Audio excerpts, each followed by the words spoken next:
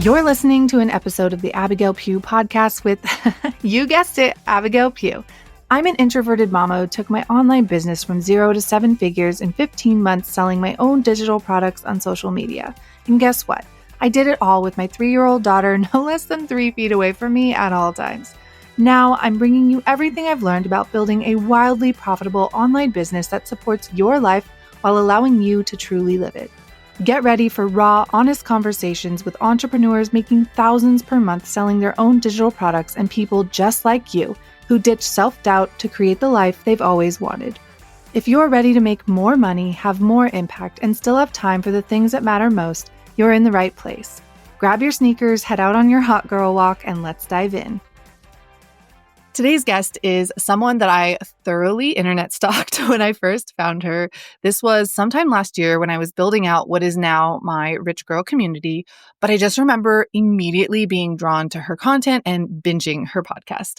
Vix is a learning psychology expert who helps people like you and me design gap-free communities and offers that engage your clients and motivate them to actually take action, which in turn helps them get way better results and gets you better reviews.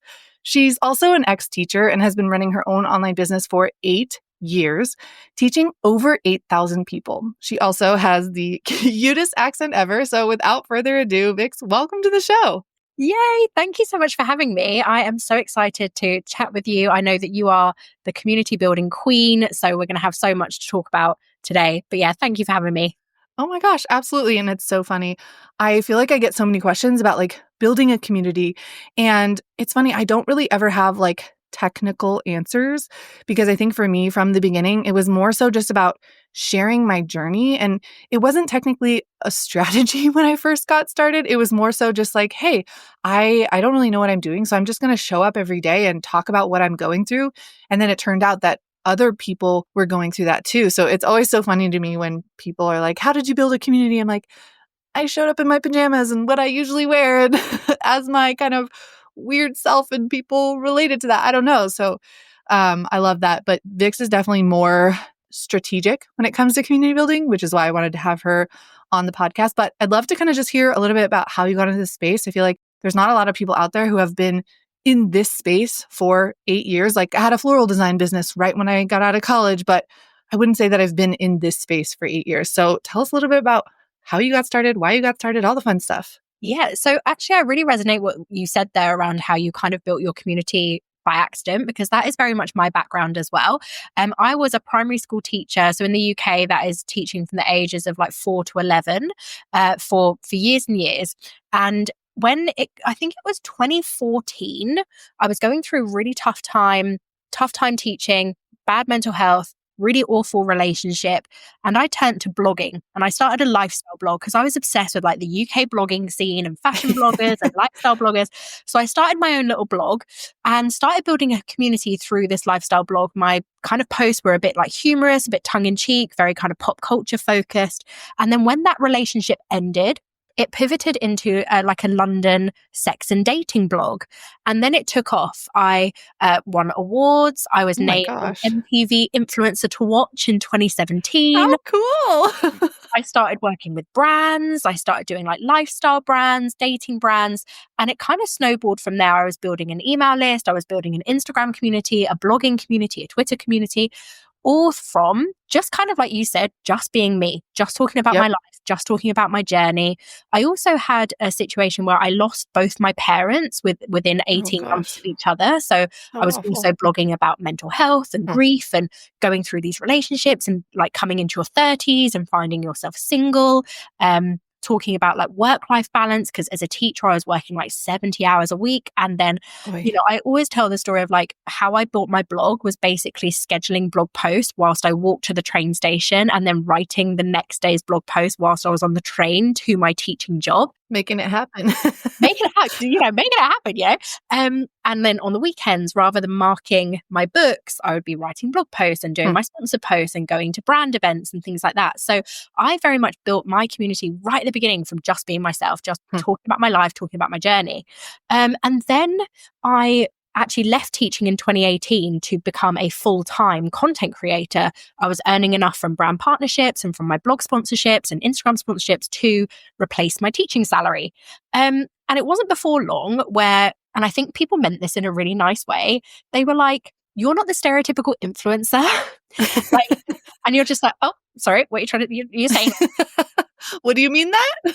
And I didn't have like hundreds of thousands of followers. I wasn't this like fashion influencer. I was just me, very down to earth, very like girl next door type vibes.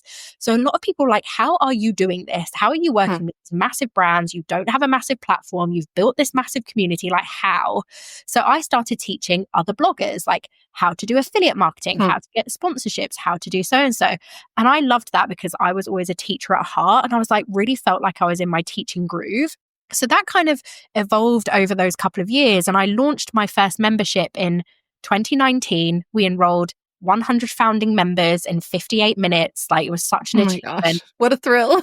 It was such a thrill. I remember I was at lunch with my sister and my now husband, then boyfriend. We were just sat around. I was like, another person. By the end of that lunch, 100 people, founding members had enrolled. And we scaled that membership to 1,200 active members in about a year. Oh, wow. It was helped obviously by everything that was going on in the world in 2020 because membership boomed. Everybody needed community. Everybody pulled together. And because of that, the membership pivoted. It used to be about here's how to become a content creator. And now it pivoted to here's how to have an online business because you've got all of this time and you know, you can't have a business in real life at the moment, like come online. So that's how it really grew. And then it kind of pivoted and changed as we went. And then it kind of got to like the end of 2021 and I was just a bit over it. I was teaching Instagram strategy and Instagram education and here's how to grow your Instagram. And my Instagram was growing really quickly at the time. And I just kept feeling this pull around teaching. And I was like, there's something else. Like I'm really good at creating courses. I'm really good at creating memberships.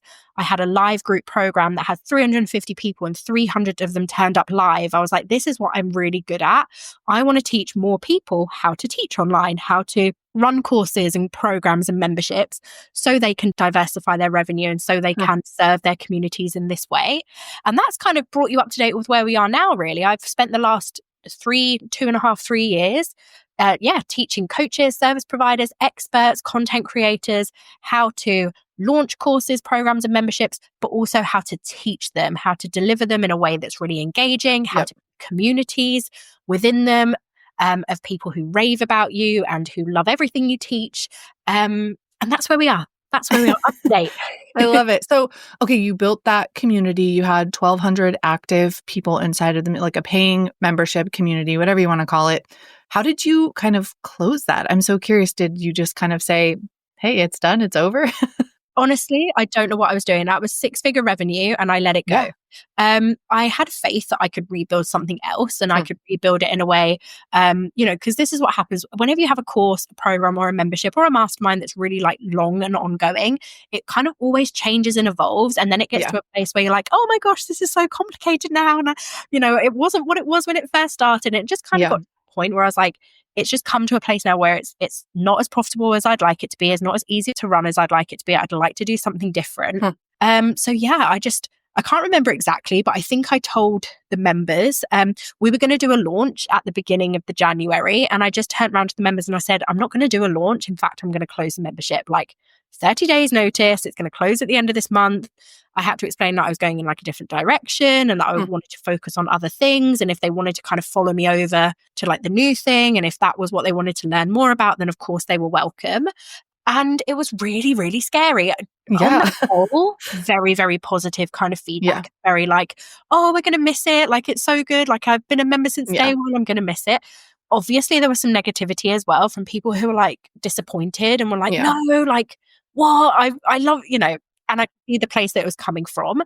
So that was a really tricky time. And I completely let go of a 6-figure revenue stream to build something from scratch. Crazy times.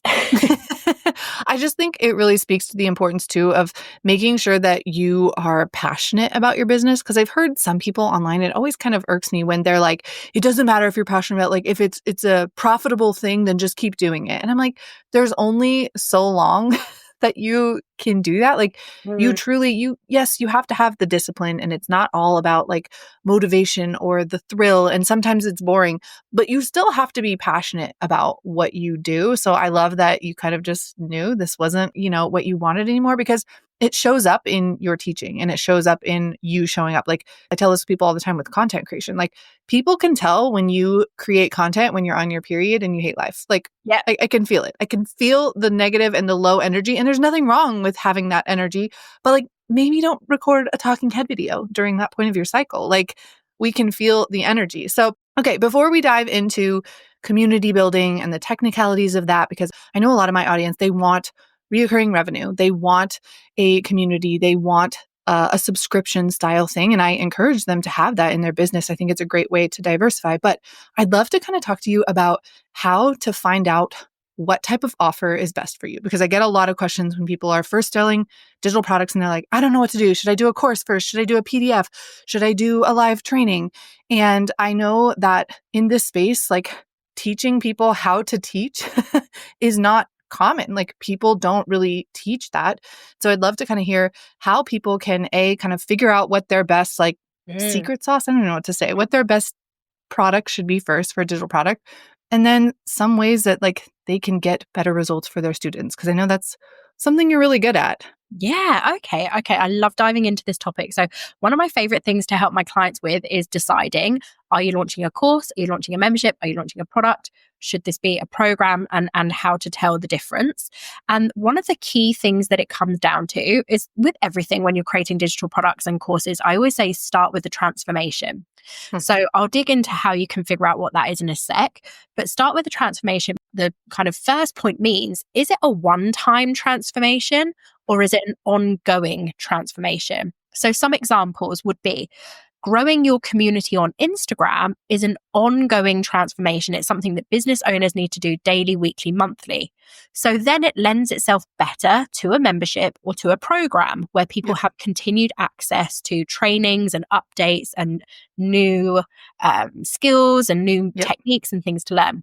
If the transformation is more kind of like finite, so for example, baby-led weaning. So your baby's just turned 6 months, here's how to wean them. Those people only need to learn that for that first kind of like to 2 months whilst the baby is weaned. And then they're kind of going into that next phase, that next part of the thing around like meal planning with a toddler and, that kind of thing. That would lend itself better to a digital product or course because it's a real finite transformation. So a big mistake that I see people doing when they want to launch a membership or they want to launch more of a program is they launch it based on something that isn't a daily, weekly, monthly thing to work on. And I think this is also the benefit of hindsight with having a membership and all of the things that you air quote do wrong and also air quote do right is that how my membership first started, it was a daily, weekly, monthly. It was about growing your community on Instagram. And then I started making it a bit more finite about here's how to launch your product on, launch your product. And that was kind of just a bit more like once they launched it, it's launched. It's not something they do daily, weekly, monthly, right? Yep. So that's where I tell people to start is figure out like, is it an ongoing transformation? Is it a finite transformation? But then the question is, especially for people who haven't even kind of got to that stage yet, is like, but what should my topic be? What should I even teach in the first place? So I can then figure out if it's ongoing or finite. And to that, I say, you need to have a blend of what you're passionate about, what you have actual true experience in, and what people want to pay for. Because sometimes we have 2 out of 3 and it's just, it ain't going to work. It has to be 3 out of 3. So if you have something that you're really good at and passionate about and you've got loads of experience in, but no one wants to buy it, it's never going to get off the ground. If you've got something that you've got loads of experience in and loads of people want to buy it, but you're not passionate about it, you're going to resent it. It's going to drain you. You're going to want to close it. If you're, what's the last one? If it's something loads of people want to pay for and you love it and you're passionate about it, but you've got no experience with it, your sales are going to be so icky. I think that's the one I see the most, that I'm the most like frustrated. I think the culture of master resale rights, MRR, has kind of convinced people that it's okay to do that. And again, I never have any ill will or hate towards anyone that is providing for their family. Like, I think you got to do what's best for you, but I do think it's wildly important to make sure that it's something you have experience in. And when people come to me only having those 2 out of 3, I usually tell them, just document your journey. Like, Yes. don't sell anything yet. Document your journey of what you are trying to learn and then become the expert in front of them. So I would say that's the only one where I'm like, if you don't have that one yet, if you don't have the experience, Yeah. document the experience for them so that when you're done, they're like, or not done, but like when you've been documenting for 6 months, they trust you. They know that you've gone through this. They've seen you gone through it and get this experience. And then they're like, okay, great. I want to learn this from this person. I feel like that's exactly what you did. You didn't have the experience teaching people how to do all of this. And you weren't necessarily starting out trying to get that. You just started blogging. And then after a few years of blogging, you were like, wow, people want to learn this from me and I have a ton of experience.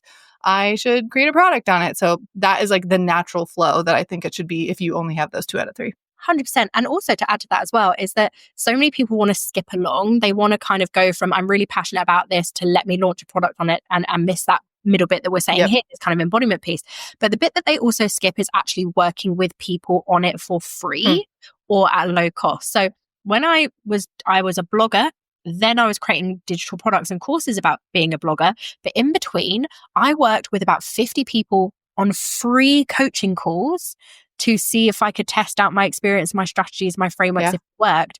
Then I worked with about 50 more people at £50 a session, doing the same thing again to create more results, get more testimonials, get more experience before I even then launched a digital product or course. Even when I had a 6-figure membership where people would pay me £500 plus for a consultation hour to help them with building their platforms, when I made that pivot to, I want to help people launch courses and programs, I still did 4 months of helping people for free. I reached out to my community and said, hey, I'm making this pivot behind the scenes. I'm going to be pivoting from teaching about Instagram to teaching you about launching your courses and products. I think it's something that I've got loads of experience in, that I'm really good at, but I don't have any experience in actually teaching it yet. Who wants to work with me for free? And I did low cost offers. I worked with free clients to prove my frameworks worked. And the reason why that piece is so important is when you come to selling and launching, if you've got cold, hard receipts of, these are all the people I've worked with, these are all the people I've helped, these are all the people that have got results, your sales will absolutely fly.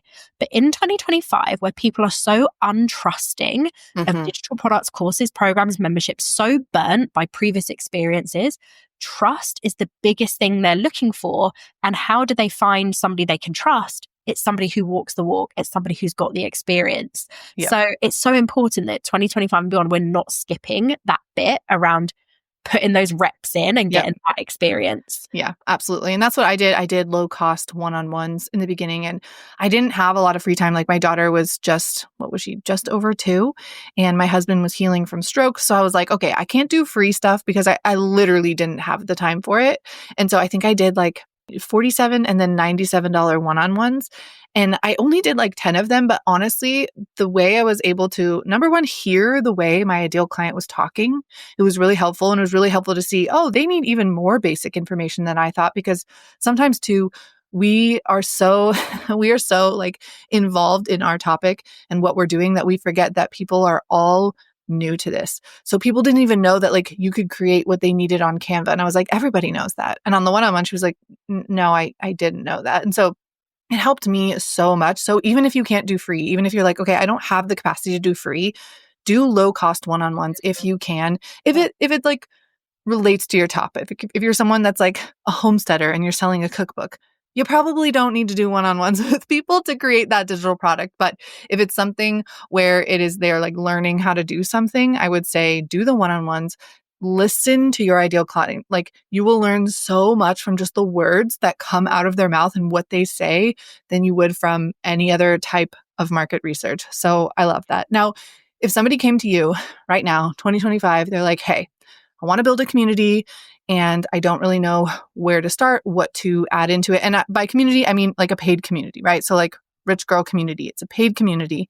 And I was very, very strategic of what I wanted to offer in there. And like I said, I binged your podcast. I don't remember, I feel like you have some different podcasts, right? Like you have like private ones and then public. I don't remember which one it was, but I remember you saying, you really talking about like what to include in it that was helpful for them every week, but not something that would like take you out. Like so much pouring into it that A, people can't even consume all of that, and B, it's a lot for you. And so I would love to hear from you if someone is trying to start a community or a subscription from scratch, like what do they need to be considering? How much should they give people every week? Like how do you think about that? What's your thought process on that?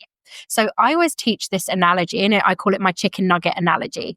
And my chicken nugget analogy is if you spend $5 on a box of 9 chicken nuggets and you eat every single one, it's the best $5 you've ever spent.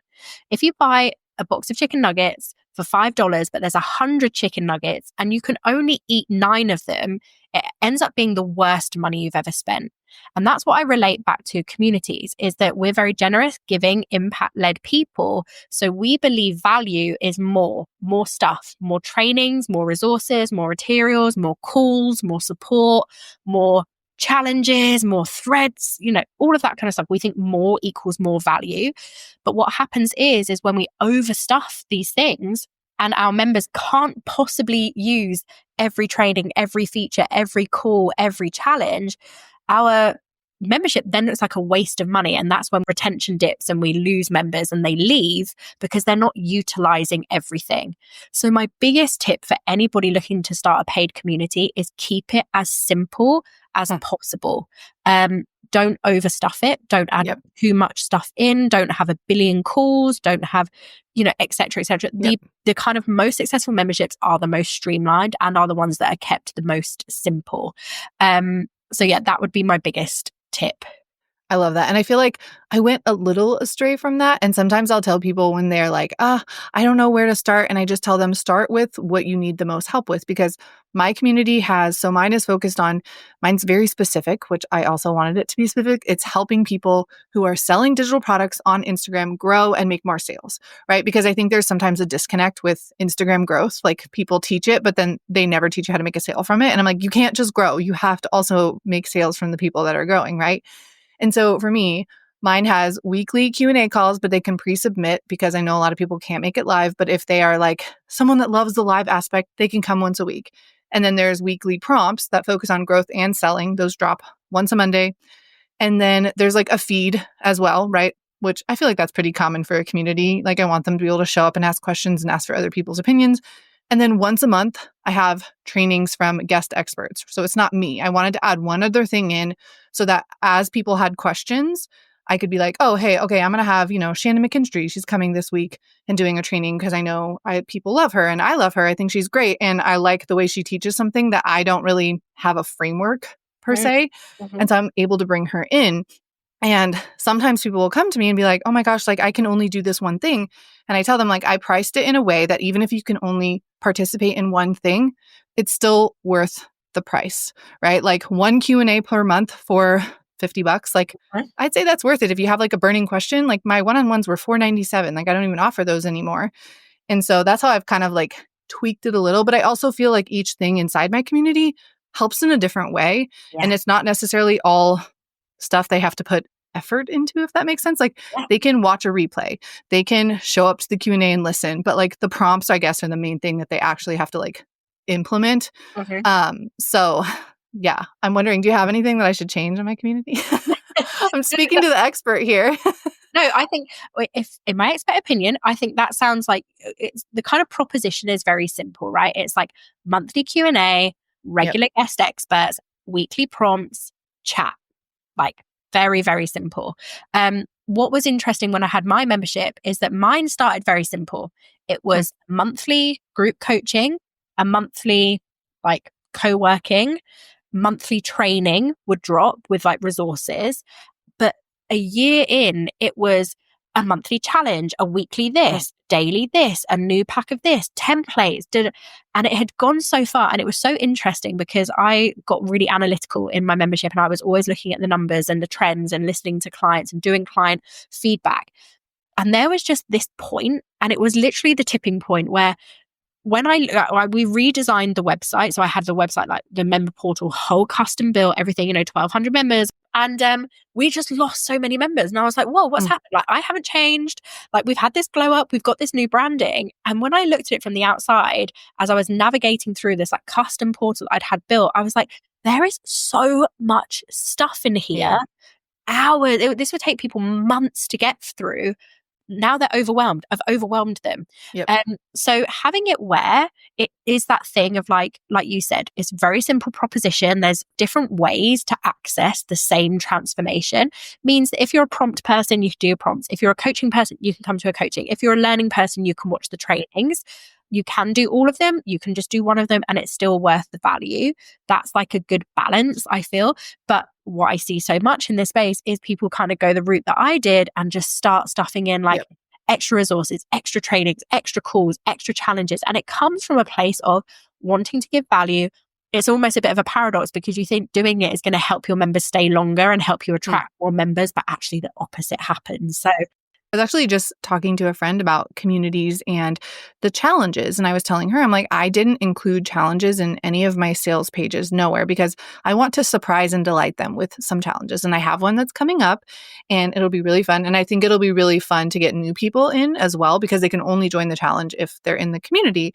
But I didn't want it to feel like something they had to do every month, because even me, like, I don't want to do a challenge every month. Every once in a while, do I challenge myself to like, okay, I'm going to post 30 days in a row, one reel a day and one thread, like things like that, where I'm like, okay, I need to get back in the habit of posting daily. Not necessarily like when I do challenges, it's not necessarily for the result. The result is like a byproduct, but challenges for me are more just like, okay, I need to be more disciplined again. And here's how I'm going to do it. But I'm like, I don't want to do that every month. Like that's, that's a lot. So I didn't include challenges in there. And I almost did at first. I almost did like monthly challenges. And I was like, wait, that's a lot for me. And that's also a lot for them. Like that's a lot of information to try and do. And I think I could do a better job at my welcome email as well, like my sequence of emails when they come in, to let them know that like, don't feel like you have to jump into everything at once. There is a purpose for everything, but you might not be ready for one thing. But then since it is a low ticket thing, letting them know that like, this is worth this alone, and just kind of like reiterating that. But it's been a really fun learning process for me. I think one of the things I love about it the most is just getting to work with the same people. For so long, I was selling one-off digital products, and I never got to like talk to some of these people again, right? They'd, come back and update me and be excited. But it was like, how are things going? Like I'd love to help. And I love having a community. It's so much fun. So thank you so much for being on the show. I'd love for you to just share one piece of advice for anyone who is new to selling digital products. I did a poll the other day, and it's funny. I always think like, okay, a lot of my audience already has a digital product and they just want to sell more. And I did a poll and it was like, no, like 70% were like, I want to sell digital products. I have no idea what to sell. And so I was like, oh, I need to cater to those people more, because I sometimes forget. Again, I get caught up in like where I'm at in my journey, which is I have the digital products, I'm just selling them. And so if someone is new to digital products, or they've been kind of lingering on the outside and they don't know what to sell, one piece of advice for, I feel like you already gave so many nuggets on this, but one piece of advice for really just picking something and running with it. Yeah. So the best piece of advice you'll ever hear in your business around building and growing digital products is specificity. And I know you touched on this earlier as well. Like, I want you to get so specific about the person that you love to help. I want you to get so specific about what you really love to help them with. And as we touched on earlier, what you've actually got experience of helping people with. And for some of you, that might just be the content that you're creating for free right now, right? So you might just be creating content around your passion that's helping people because it's content based on your journey. Then you kind of done that. Like that's where your kind of experience is coming in and your passion is coming in your kind of free content. So really specific about who you help, really specific about who you teach, get really specific about the results. Like what results have you generated for yourself? Have you grown a community by X numbers? Have you helped this many people with this thing? Have you, gotten your child to sleep in 12 minutes? Like whatever it is, like what is the measurable kind of result that you've created for yourself and that you're creating for others in your content? And all of that will come together and that will be your offer, right? So let me get because I'm in like baby mode at the moment. I've got like an 18-month-old. I always use these examples, but like say if your passion is around baby sleep, like you nailed it with your kids, maybe you've trained to be like a baby sleep coach and like you're just so passionate about baby sleep and you're creating loads of content about baby sleep. Think about what results have you got for yourself? What results have you got your clients? Like less night wakings. Okay, cool. There's a digital product. How to have your 1-year-old have less night waking so you and your husband can watch Severance tonight. Yep. Bring it back to that. So be as specific as possible around your passion, around your area of expertise. And then the last thing is, what are people asking?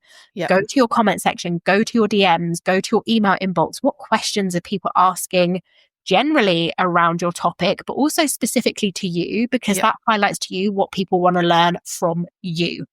If you're not getting those questions yet, go to, I don't like to say competitors, because I feel like we're all in this together. Like, there's so many people who are considered my competitors. I'm like, I text them almost every day. Like, we're really good friends.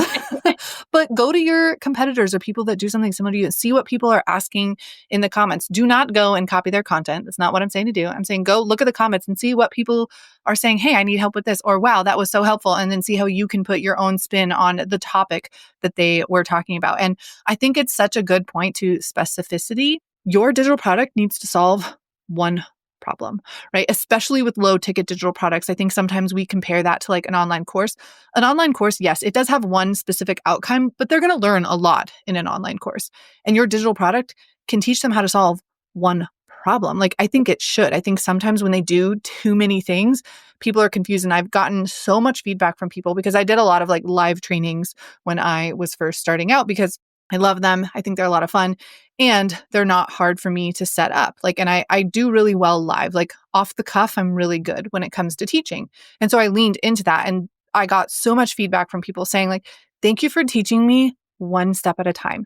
Like, I was not ready to learn everything on Instagram. I just needed to perfect my reels, or I just needed to perfect my stories first. And now that I have a handle on this, I can add one more thing in. And I'm actually working on like a core curriculum for my rich girl community to have like step-by-step of Instagram. So like setting it up, right? Getting everything in place, and then learning reels, and then learning stories, right? Because I think, again, sometimes we're like, well, I'm solving this problem, but I need to include everything. And it's like, no, when you're creating a digital product, your job as the creator is to make it as simple as possible. You don't need to give them all the information. They need to know what's going to help them, not all the fluff that you're like, well, maybe they should know this. I'm like, no, is it going to help them?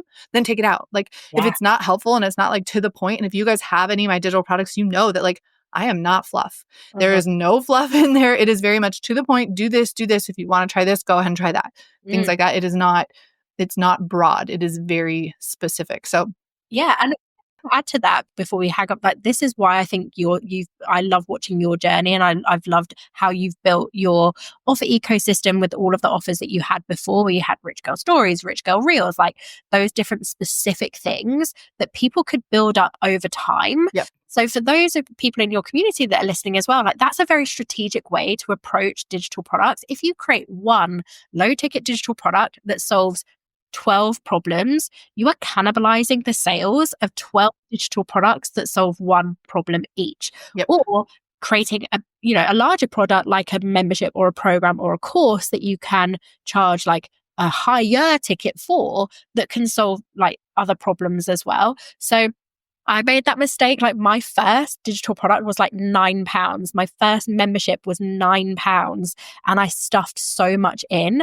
And then the transition into then being able to bring in other offers or charge a higher ticket when everything was stuffed into these super, super low ticket offers, it's really hard to transition. So think about the business that you want to have, not just tomorrow, but in a year's time, 5 years time, 10 years time, where maybe you've got a suite of offers, or maybe you have higher ticket offers, or maybe there's lots of things that you could teach, and just try not to teach it all in one product.